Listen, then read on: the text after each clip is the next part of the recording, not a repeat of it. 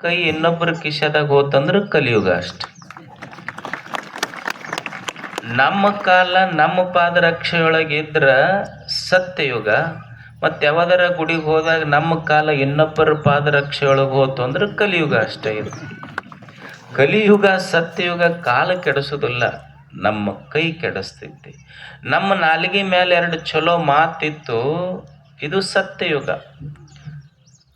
ಈಗ ಶರಣರು 12ನೇ ಶತಮಾನದ ಬಸವಾದಿ ಶರಣರಿದ್ರು, ದೊಡ್ಡವರಪ್ಪ. ಅವ್ರನ್ನ 900 ವರ್ಷ ಆತು ಇನ್ನೂ ನೆನೆಸ್ತೀವೇ ಇಲ್ಲ, ಅವ್ರ ಮಾತು ಕೇಳ್ತೀವೇ ಇಲ್ಲ. ಮನ್ಯಾಗ ನಮ್ಮ ಮಾತು ನಮ್ಮ ಮಕ್ಕಳ ಕೇಳೋದಿಲ್ಲ, ನಮ್ಮ ಮಾತು ನಮ್ಮ ಮಕ್ಕಳು ಕೇಳೋದಿಲ್ಲ. 900 ವರ್ಷಗಳಿಂದ ಹಾಗೆ ಹೋದಂಥ ದೊಡ್ಡವ್ರ ಮಾತು ಕೇಳ್ತೀವಲ್ಲ, ಮತ್ತು ಅವ್ರ ಮಾತು ಕೇಳುವಂಗೆ ಮಾಡಿದ್ಯಾವುದು?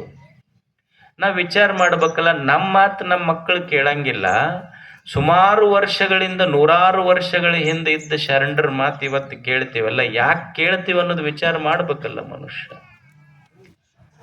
ಕಾಲ ಕೆಡಿಸಿದ್ದು ಅವ್ರು ಏನ್ ಹೇಳಿದ್ರು? ಸುಮ್ಮನೆ ಒಂದ ಶಬ್ದ, ಅಯ್ಯ ಅಂದ್ರ ಸ್ವರ್ಗ, ಇನ್ನೊಂದಂದ್ರ ನರಕಷ್ಟೆ.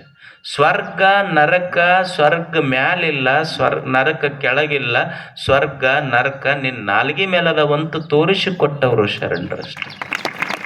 ಸ್ವರ್ಗ ಮ್ಯಾಲ ನರಕ